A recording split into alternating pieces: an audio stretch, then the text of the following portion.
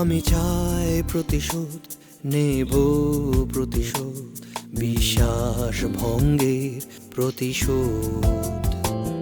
আমি চাই প্রতিশোধ নেব, প্রতিশোধ বিশ্বাস ভঙ্গের প্রতিশোধ।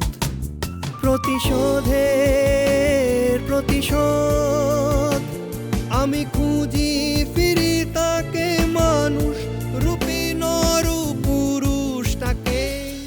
প্রতিশোধ প্রতিশোধ শুধু চাই প্রতিশোধ।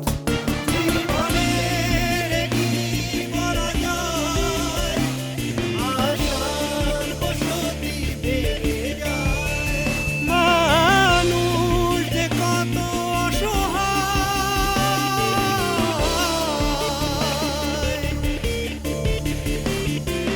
প্রতিশোধ প্রতিশোধ শুধু চাই প্রতিশোধ।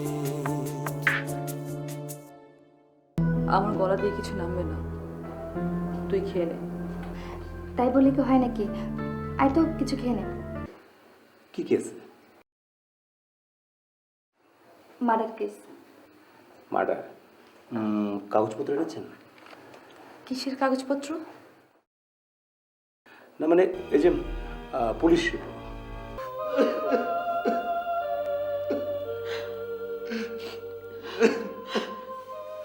কি হইতে কি হয়ে গেল রে বাবা, কেমনে হইল? কি বুঝলেন? আমি ভাবতেও পারছি না ও এতটা নীচ, এতটা জঘন্য চরিত্রের মানুষ। আমি আমি এসেছিলাম ওকে বাঁচাতে। বাঁচবে, সে দায়িত্ব আমার।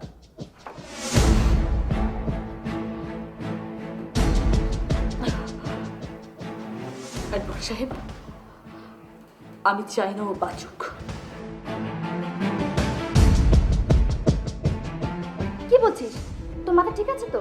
আমার মাথা একদম ঠিক আছে। ওর মুখ আমি আর জীবনেও দেখতে চাই না। ও একটা শিক্ষিত শয়তান। ওর স্ত্রীর পরিচয় দিতে আমার নিজের কাছে এখন ঘৃণা হচ্ছে। বৃষ্টি, দেখ পুলিশরা অনেক সময় অতিরঞ্জিত কিছু রিপোর্ট করে, আর এই রিপোর্টই সব না। ভিডিওতে যা রেকর্ড হয়েছে তা তো মিথ্যে নয়। দেখুন, ভুল কিন্তু মানুষই করে। আপনার স্বামী যদি কোনো ভুল করেও থাকে, এই মুহূর্তে কিন্তু তার পাশে দাঁড়ানো উচিত। না, এমন চরিত্রহীন স্বামীর পাশে কোনো স্ত্রীর দাঁড়ানো উচিত না। আমি আপনাকে টাকা দেব, যত টাকা লাগে আমি আপনাকে দেব। আমি চাই ওর ফাঁসি হোক। আপনি এমনভাবে মামলাটা সাজাবেন যাতে ওর ফাঁসি হয়। আমি আপনাকে যত টাকা লাগে দেব। আমি আমি কোনোদিন ওকে ক্ষমা করতে পারবো না, কোনোদিন না।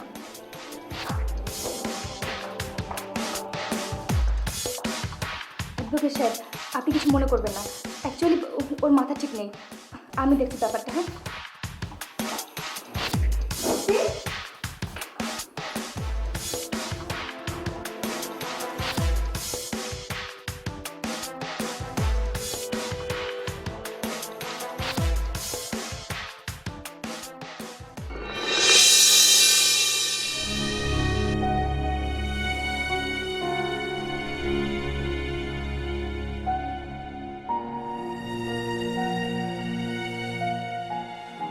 শোন বৃষ্টি। মেঘলা, আমি তোর কোনো কথা শুনবো না। আমি চাই না তুই এই ব্যাপারে আমাকে কোনো রকম কোনো অনুরোধ কর। একজন অমানুষের প্রতি আমার কোনো সিম্পেথি থাকতে পারে না। কিন্তু বৃষ্টি, আমি অ্যাডভোকেট সাহেবকে কি বলবো? তুই ওনাকে গিয়ে বল, যদি পারে তার যাতে ফাঁসি হয় সেরকম কোনো ব্যবস্থা নিতে।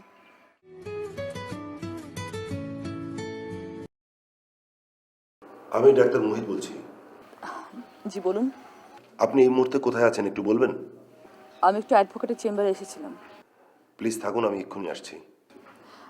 না, আমি এখানে বেশিক্ষণ থাকবো না। আপনার যা বলার আপনি আমাকে ফোনে বলুন। কিছু মনে করবেন না, আপনার পাশে কেউ আছেন? আমার সাথে আমার বান্ধবী আছে।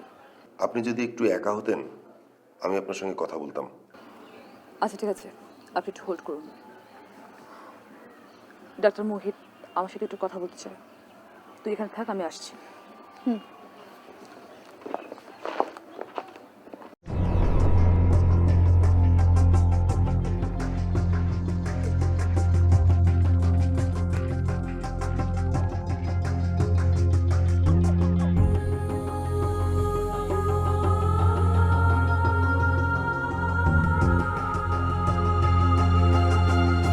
আপনি তাকে ভুল বুঝতে পারেন না। সে যদি মানসিক রোগী হয়েও থাকে, তবে সেটা আমি বলবো যে আপনার জন্যই হয়েছে।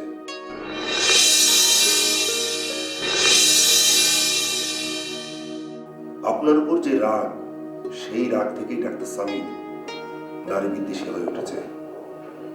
আর ডাক্তার কবিরের স্ত্রীর যে ঘটনাটা, সেটা কিন্তু সে স্বাভাবিক অবস্থায় করেনি। তখন সে সম্পূর্ণ অসুস্থ ছিল।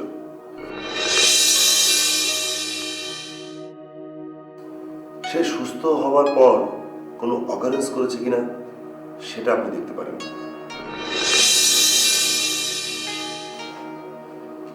সামিরের জীবনটা তো অনেক সুন্দর হওয়ার কথা ছিল। সে কিন্তু আপনাকে নিয়ে তার জীবনটা সাজাতে চেয়েছিল। এরকম হওয়ার কথা ছিল না। আজকে যে ঘটনাটা, এই ঘটনাটার জন্য আপনিও কিন্তু দায়ী। অসম্ভব, আমি এটা বিশ্বাস করি না। সে অসুস্থ ছিল। সে তার রাগ চরিতার্থ করতে সমগ্র নারী জাতিকে ঘৃণা করে তাদের সর্বনাশ করে সে তার মনের জ্বালা মিটিয়েছে। এটা কোনো অসুস্থ লোক করতে পারে না, এটা সুস্থ লোকরাই করতে পারে। একজন অসুস্থ মানুষের পক্ষে এরকম একটা ঘৃণ্য কাজ করা সম্ভব না। এটা কোনো অসুস্থতা না, এটা একটা প্রতিশোধ। কোনো অসুস্থ মানুষের পক্ষে এটা করা সম্ভব না। সুস্থ মানুষরাই এটা করতে পারে। যদি সে অসুস্থই হতো, তাহলে সে খুন করত, একজন রসুখা বা সিরিয়াল কিলার হতো। বাট সেটা সে করেনি। সে যেটা করেছে তার স্রেফ ভণ্ডামি। তার এই আচরণকে আমি কোনোদিনই মেনে নিতে পারবো না। দেখুন, একজন মন্দ লোক যখন ভালো হয়ে যায়, তাকে ক্ষমা করা উচিত। সে ক্ষমার অযোগ্য অপরাধ করেছে। সে যে কাজটা করেছে সেটা কোনো বিকারগ্রস্ত মানুষের পক্ষে করা সম্ভব না। একজন প্রতিহিংসা পরায়ণ মানুষের নিছক প্রতিহিংসা শুধুমাত্র। তার মানে সামিরের পক্ষে আপনারা কোনো আইনি পদক্ষেপ নিচ্ছেন না? না। আপনারা কি জানেন সামিরের মতো একজন ট্যালেন্ট ডাক্তার আমাদের কত দরকার? সেটা আপনি জানেন, আমার সেটা জানার কোনো দরকার নেই। তার যদি আমার উপরে এতই রাগ বা ঘৃণা থাকতো, সে আমাকে খুন করতো। কিন্তু সেটা সে না করে সে কাপুরুষের মতো অসহায় নারীদের সর্বনাশ করে বেরিয়েছে। আমি রাখি, বাই।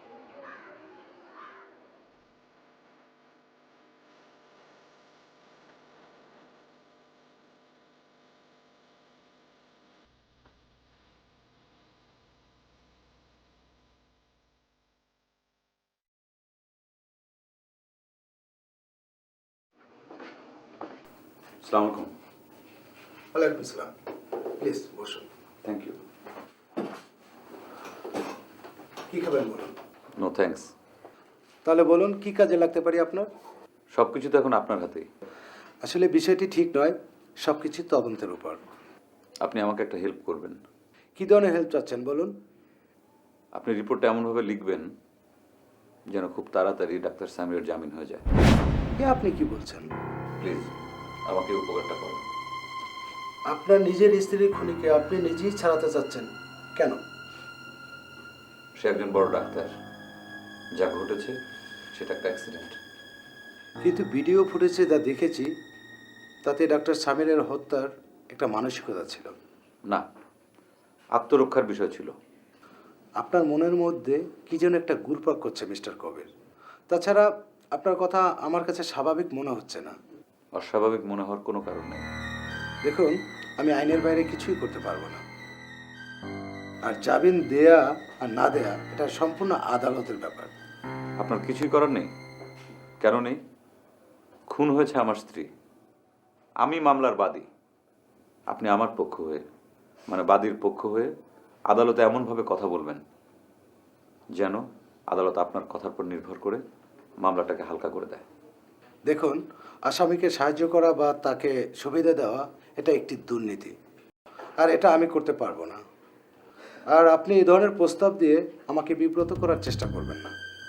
ওকে, তবে আপনি জানবেন আমি যত তাড়াতাড়ি সম্ভব ডাক্তার সামিরকে জামিন করাবই। তার জন্য আমার যত টাকা লাগে আমি নিজে খরচ করব। খোদা।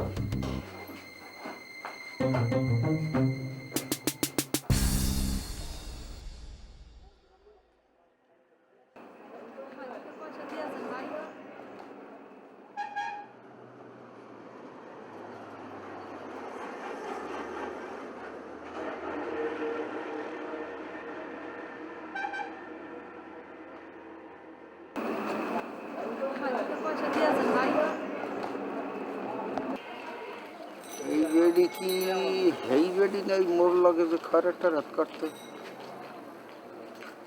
না দাঁড়ে যাই এই দেখি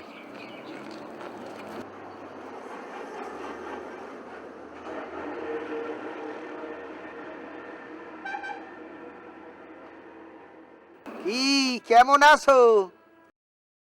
আমা গোড়ার থাহন মোরে সেন্সো তোমারে তো চিনি নাই, তুমি জানি কেডা? হয় হ্যাঁ ঠিকই কইছো, অনেকদিন আগের কথা। ওই মুই তোমার মনে একদিন একটু কষ্ট দিলাম, মনে নাই? ওই যে ডাক্তার সাহেবের বাড়ি মুই খয়রাত করতাম। ও মনে পড়ছে। আমাগুলোকে ভালো ব্যবহার করে কেডা? ওই রাস্তার সাহেবরাও খারাপ ব্যবহার করে, বাড়ির বেগম সাহেবরাও আমাগুলোকে খারাপ ব্যবহার করে, আবার মাঝে মাঝে তোমার মতো ফকিররাও আমাগুলোকে খারাপ ব্যবহার করে। আমাগুলোকে ভালো ব্যবহারটা করে কে? হয় কও। হয় ঠিকই কইছো।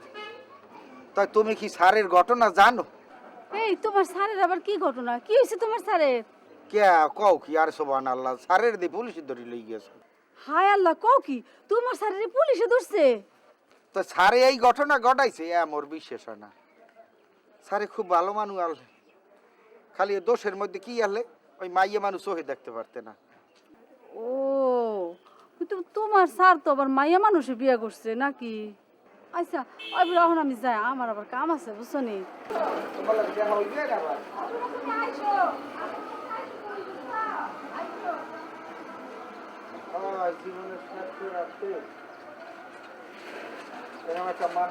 আমার দরকার।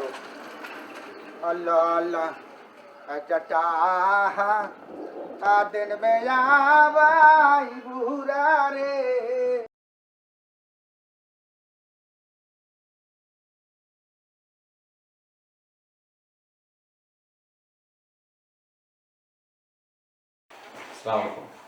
বসো।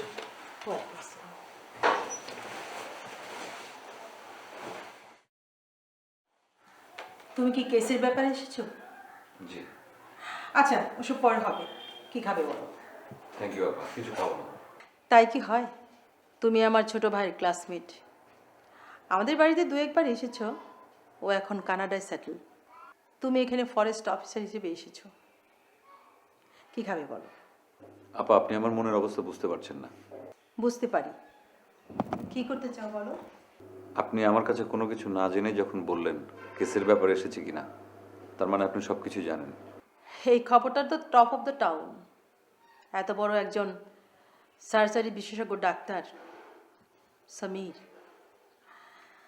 চিকিৎসার অবহেলার দায় নয়, সরাসরি খুন করার দায় তাকে গ্রেফতার করা হলো। সারা শহর জানে, আর আমি একজন আইনজীবী হয়ে জানবো না? এখন আমার কি করতে হবে সেটাই বলো। ওর জামিন করাতে হবে। হোয়াট? তোমার স্ত্রীর খুনি সে, তুমি তার সর্বোচ্চ শাস্তি দিবে, তা না করে তুমি তার জামিন চাইতে এসেছো আমার কাছে? হ্যাঁ। তুমি কি পাগল হয়েছো? আমি পাগল হয়ে গেছি, আমি ডাক্তার সামিরের জামিন চাই। সম্ভব না। কেন নয়? এটা জামিনযোগ্য মামলা নয়। জামিন অযোগ্য মামলাও কিন্তু জামিন হয়, আমি সেটা জানি। তারও কিছু উপাদান থাকতে হয়। উনি একজন বড় ডাক্তার, এই পরিচয়ে জামিন করানো সম্ভব না। এই দেশে সবই সম্ভব। সব সময় না। যত টাকা লাগে আমি দেব। টাকায় সব কিছু হয় না। বুঝতে পেরেছি, আপনি পারবেন না। সরি, চলি। 1 মিনিট।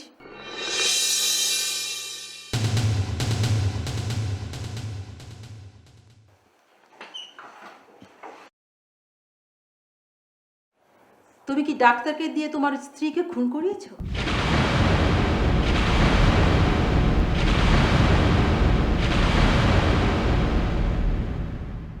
আপনি কি সুস্থ? প্রশ্নটা অসুস্থের মতো শোনালেও এটা অসম্ভব না। আপনি এটা ভাবতে পারলেন? তোমার অদ্ভুত প্রস্তাব শুনে এটা আমি না ভেবে পারলাম না। খুনি ডাক্তারকে কেন তুমি জামিন করাতে চাও? খুন করতে। নিজের হাতে খুন করতে। নিজেও খুনি হতে? হ্যাঁ হ্যাঁ, আমি খুন করতে চাই। যে আমার সাজানো সংসার ভেঙে দিয়েছে, যে আমার ভালোবাসাকে কেড়ে নিয়েছে, আমি নিজে হাতে তার বিচার করতে চাই। সিনেমার নায়কদের মতো ডায়লগ দিও না, সেটা তোমার সাজে না। তুমি একজন শিক্ষিত উচ্চপদস্থ কর্মকর্তা। সস্তা সেন্টিমেন্ট তোমার জন্য নয়। সস্তা সেন্টিমেন্ট? আমার চোখের সামনে আমার স্ত্রী শায়লাকে সে হত্যা করেছে, আমি তার স্বামী, আর আপনি বলছেন সস্তা সেন্টিমেন্ট? স্ত্রীর জন্য তোমার যে হাহাকার, সেটা সস্তা নয়। সস্তা সেন্টিমেন্ট সেটা যেটা তুমি করতে চাচ্ছ। তুমি আইনকে নিজের হাতে তুলে নিতে চাচ্ছ। আমি আইনকে আমার নিজের হাতে তুলে নিতে চাই। আমি ওকে খুন করতে চাই। ওকে খুন না করতে পারলে আমার শান্তি নেই। খুনটা তখন করলেন না কেন?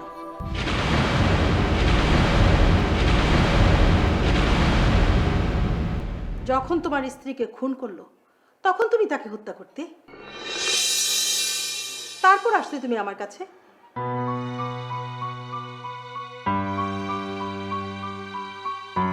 সেটা যখন পারোনি, এখন এসব মিথ্যে গলাবাজি ছাড়া আর কিছুই নয়। তুমি ছাড়ো। অপরাধীকে যখন আইনের হাতে সুপর্দ করেছো, তখন আইনের হাতেই ছিল দাও। আপা, আপনি বিশ্বাস করতে পারবেন না, ওই দৃশ্যটা যখন আমার চোখের সামনে ভেসে ওঠে, আমি সত্যি নিজেকে ঠিক রাখতে পারি না। সত্যি না। আমি বুঝি তুমি শিক্ষিত মানুষ, কেন এসব করছো? এসো, চা খাবে। এসো।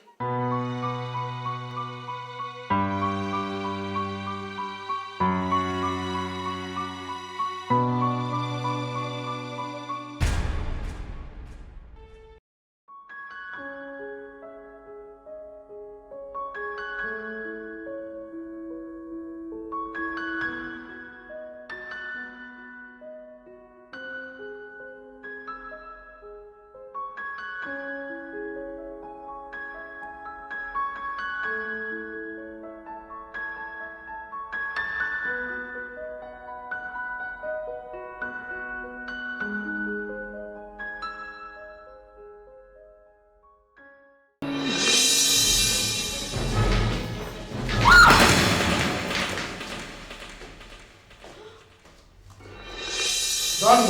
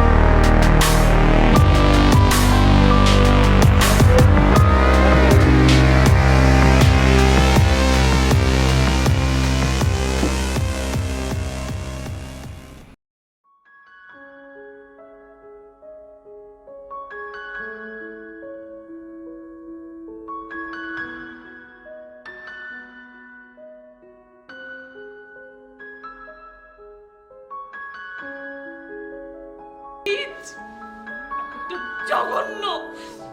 তোমার মতো একটা জঘন্য জানোয়ারকে আমি এতটা ভালোবেসেছি।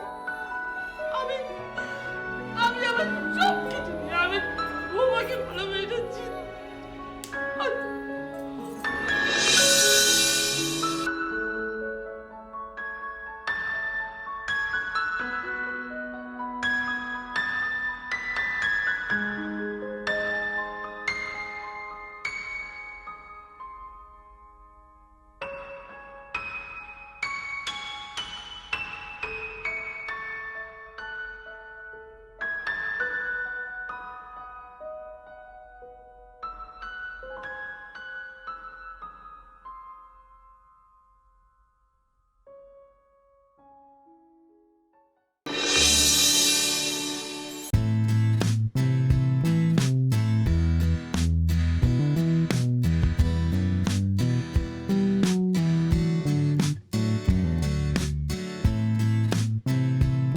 জানালায় দাঁড়িয়ে আছো কেন?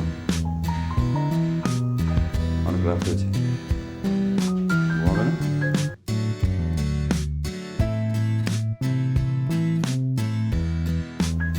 তোমাকে ঘুম পাড়িয়ে দিয়ে তোমাকে দেখতে দেখতে আমি ঘুমাবো।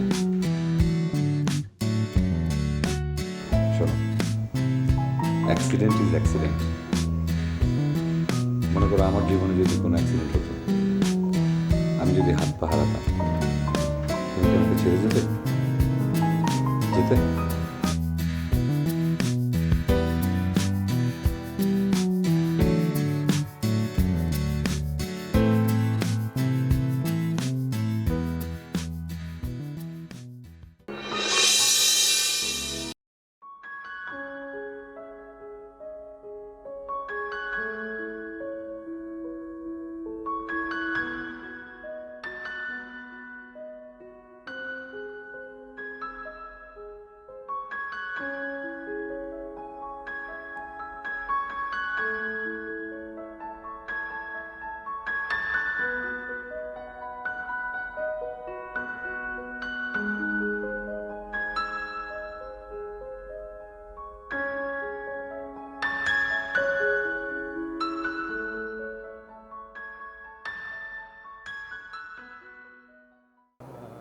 এত ভাইয়া বলে কি চলবো? তুই না পুরুষ মানুষ। দেখ, আমি তো ভাইয়া পড়ি নাই। তোর বাপ তগো 2 ভাই বোনের রেখা মরে গেল। আমি একা মাইয়া মানুষ, তগো বুকের মধ্যে আগলায় রাখছি, তগো মানুষের মতো মানুষ করছি।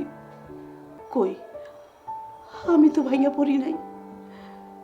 নিজেরে নিজে শক্ত কর, তোর জীবনটারে আবার নতুন করে কইরা তোল। না মা, আমার পক্ষে সেটা সম্ভব না। আমি তো এখন কইতেছি না, তুই আগে শোক কাটায় উঠ, তারপর না হয়। আম্মা, ইমরান কই? ও তো বাইরে গেছে। বাবা, তুই একটা ফোন করে দেখ তো কই আছে।